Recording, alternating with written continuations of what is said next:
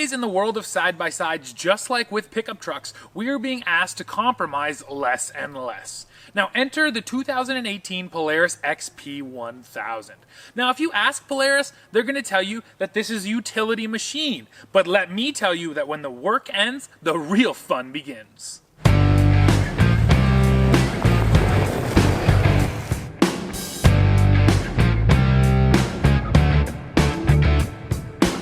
For 2018, this Ranger XP1000 is brand new from the ground up, and the first thing you'll notice is this new styling. Now, just like with sports cars these days, Polaris made it ultra aggressive with these headlights to have this really angry look to it. Now, our model is finished in the Pursuit camo, which is a really nice touch if you're willing to pay for it. Now the heart of this Polaris is a 999cc twin-cylinder 4-stroke engine that makes 82 horsepower, and that is the most power that any utility side-by-side makes on the market. So before we even begin driving, let me do a quick static test on this Ranger XP1000 and show you where you can store all your odds and ends. So for 2018, this Ranger XP1000 got 13.5 gallons of storage, but that doesn't really mean much to most folks, so let me show you what that is. So here's a full 2-inch hitch receiver with a ball on it. It fits nicely down in this low storage compartment. Now this one down here is 3.5 gallons alone, and it's probably my favorite because it's so deep. So look, this ratchet strap fits in here on top, no problem. And even with that heavy duty stuff in there, it's down low, it's not going anywhere. Now, for 2018, Polaris also did this, a double glove box. I like the top glove box for kind of odds and ends, you know, loose tools, screwdrivers and wrenches. It pops in like that and stays shut. Then you got the main glove box. Now it has this little locking mechanism on it, and Polaris made it much deeper for 2018. So there's 4 sets of good work gloves, an extra baseball hat, a rag, and I could probably fit 2 or 3 more pairs of gloves in there easily. And then, you know, it has these little cutouts up here on the dash, which I like. So this deeper one, great for keys. Toss your keys in there. You can keep an eye on it if you're going to open the back gate or whatever, you're gonna need those. Now, this cutout in the middle here, maybe good for loose stuff, but you know, I have this little container here. It fits in there perfectly. And finally, of course, there are 6 cup holders here. So you should never not have a cold drink on a hot day. That's not all for storage though. If you open up the driver's seat using this little handle back here, it reveals another bin, which again is quite sizable. And once you have whatever you need in there, seat shuts down and it's closed and secure. The passenger side seat also flips up, but it flips backwards for a few reasons. First of all, access to your battery is right over here underneath of this plastic cover in the center of the seat. Now, you can also use this space to store tall things that need to stand up, or very cleverly, Polaris put a cutout here in the plastic for buckets. So if you put a bucket in there, it's gonna stay right in those grooves. Another important part of the storage story, of course, is the dump bed. Now for 2018, Polaris has made it an inch deeper, and it is quite sizable. Another smart feature I like, the floor actually slightly slopes downwards so that any water back here will just roll right out the back. Now for tying things down, there are 4 heavy-duty D-rings, 1 in each corner, and what I like about those is that they're actually bolted directly into the steel frame that supports this bed, so no chance you're gonna pull one of those bolts out of the plastic. Now you want to see how much stuff will fit back here? Well, I'm going to load it up with firewood that we've had drying and run it down to my woodshed, so take a look.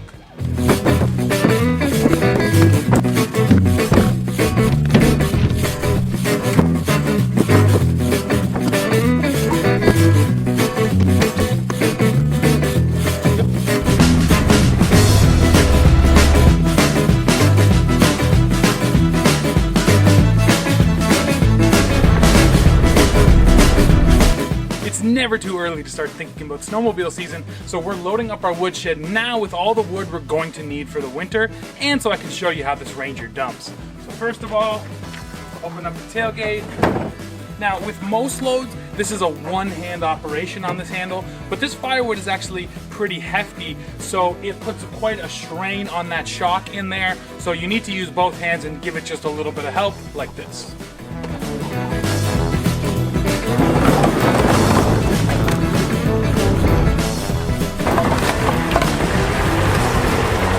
Now there are two other class-leading statistics that this Ranger lays claim to. Its payload rating of 1,500 pounds and its tow rating of 2,500 pounds. There are no other utility side-by-sides that can touch those numbers, so if you're really looking to carry a lot of weight, this is probably your best option. As for towing, one of my favorite things is that the Ranger uses a 2-inch hitch receiver. So, you can pull your hitch right out of your pickup truck, put it right in this machine. It just saves you having to have different size hitches around. Now, Polaris also lets you choose how you get that 82 horsepower to the ground. Now, you have high and low range on your gear selector. We have, of course, 4-wheel drive, 2-wheel drive, and 1-wheel drive or turf mode, so you don't rip up the lawn. But most importantly, we have 3 different drive modes here. We have performance mode, we have standard mode, and then we have work mode. Now, all they're really doing is changing the throttle response. And from standard to performance, I don't notice a massive difference, to be honest. This thing is just fast. But the interesting one is work mode. Now, for pulling heavy loads, I actually almost prefer standard because you kind of want it to rev up a little quicker to get the power down. But what work mode is good for is maneuverability in tight spaces. When you want to be as smooth as possible and you want to just move a tiny bit, that's when work mode can really help you.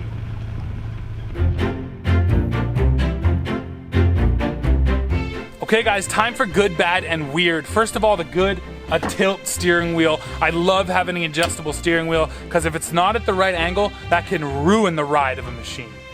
Okay, now the bad. This tailgate works fine, but it's a little loose. So when you're really flying down the trail, this is all I'm hearing the whole time is this shaking.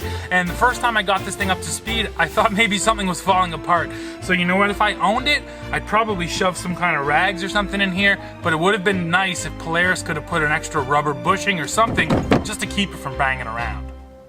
All right guys, and here's the weird. Now it's kind of a small thing, but you see that little blue light? It's on the light switch, but right now, my lights are off. Wouldn't you expect that light to be off too? Now the regular lights are on, now the high beams are on, but even once I turn the lights back off, that little blue light never goes out, which doesn't make any sense to me and is just kind of weird. Shouldn't that light go out when the lights are off?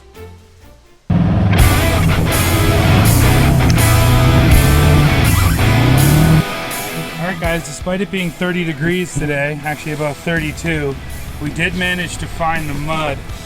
Take a look at how deep this stuff is. Oof. It pulls my foot right in.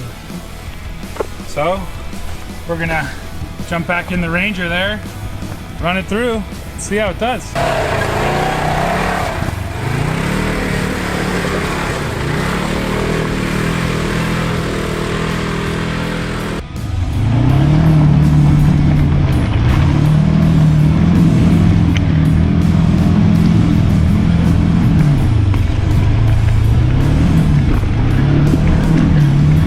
So we went and found the slick stuff, we buried these tires in it, and the Ranger got right through no problem thanks to these 27-inch Maxxis tires that come standard on this machine. In terms of size, this Ranger is 120 inches long, 62.5 inches wide, 77 inches tall, and it has an 81-inch wheelbase. It's not exactly a small machine, and I will caution you, if you're buying one, make sure if you already have an enclosed trailer, you measure the height, because a lot of people forget about how tall this bar is up here, and you bring the machine home and boom, it doesn't fit in your trailer. Now the benefits of the size, of course, is all this storage and the passenger space. I've had 3 people wide on this bench seat and it's not bad, but if you're just 2 people, the passenger has tons of room. Not to mention, Polaris redesigned these seats for 2018. They have more cushioning and a different material, and you know what? They're pretty comfortable. I could use maybe a little more bolstering, but I know this isn't a sport side-by-side, so for what it is, you know, these seats are not bad at all. Now I've got two more numbers to throw at you. The first one, 13 inches of ground clearance, which is quite a bit. I haven't found anything out here on my test site that I can bottom this thing out on. Secondly, 11 inches of suspension travel, both front and rear. And that is what's really allowing you to take this thing out and run it at high speeds down the trail and have a ton of fun. Now, we do have some big rocks that sort of stick out of the dirt here, and I've been taking them full on at 50 to 60 kilometers an hour, and the suspension just soaks it up and does a really nice job of it. And that's what allows this machine to straddle that line between utility and fun, is when you open it up, it doesn't punish you. When you're flying at those high speeds, I also have to say I really like the steering. Now, Polaris did make the ratio quicker this year, so it feels a little more connected, a little quicker on the steering rack. Plus, the weighting is nice. There's just enough weight there to sort of make the machine feel substantial and get some feedback back into your hands, and I like that. Looking at the handling, this Ranger does have a dry weight of 1,565 pounds plus all the fluids, so it's not exactly light. But all that weight seems to be located down low. When you are really pushing it around a corner, the machine doesn't feel top heavy, it feels planted. I think a big part of that is where the engine is, sort of down behind my butt here. And it also allows you to kind of drive with the throttle. When you're in two-wheel drive, you can kick the back end out a little bit and rotate this machine, and it's a ton of fun. And so far for me anyways, it's never felt like it wanted to go over. Along with that faster steering ratio, Polaris also just allowed the front wheels to turn tighter on this Ranger, so it has an even tighter turning circle, and I did a few circles for you so you can see.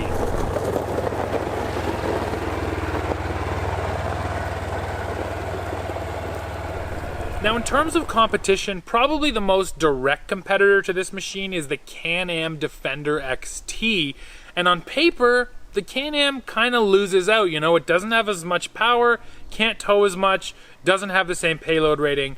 I don't actually have any experience in the Defender XT, so I can't speak to it personally, but like I said, if you're doing a stats comparison, you're going to take this Ranger for sure. So let's talk pricing. In the United States, this Ranger XP1000 begins at $15,300, and that is for a sage green model.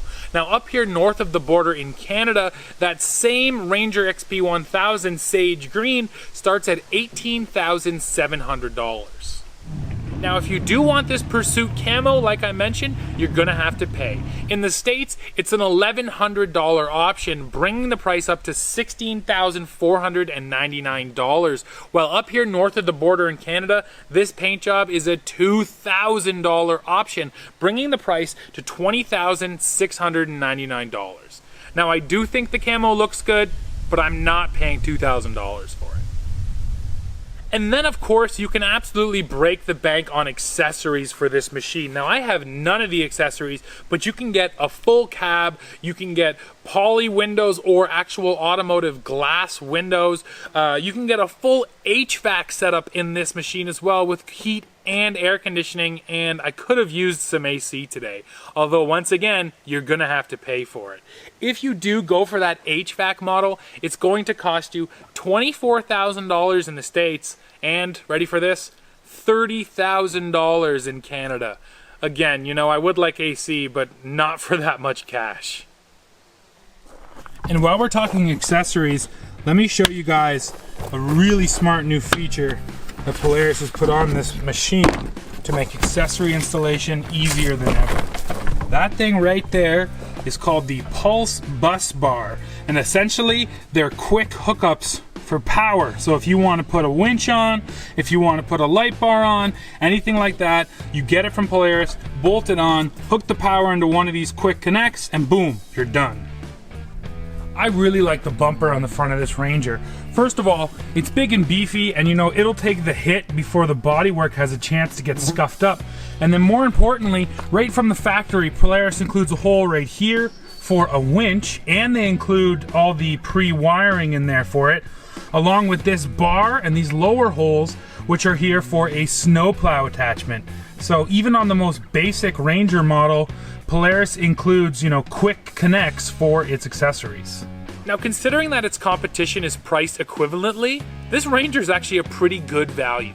Now, like I mentioned, I probably wouldn't get the camo paint job. That's not really worth the money. But at the base price, you're getting 82 horsepower, best in class. You're getting best in class payload, best in class towing. Really, there's nothing that this Ranger doesn't excel at. And I'll reiterate one more time, it works hard, but when you get out on the trail and just want to have fun, this thing plays hard too. The days of needing a sport-focused side-by-side to have fun are over, and this Polaris Ranger absolutely proves that. Sure, you can still go get something like a Razor with 18 inches of suspension travel and 140 horsepower, but let me tell you that 82 horsepower is plenty, and this thing absolutely flies down the trails. Not to mention, when the work gets tough, the Ranger is up to the task. Now, one of my favorite things about side-by-sides is they're a toy themselves, but they also allow you to play with all your other toys, like this one.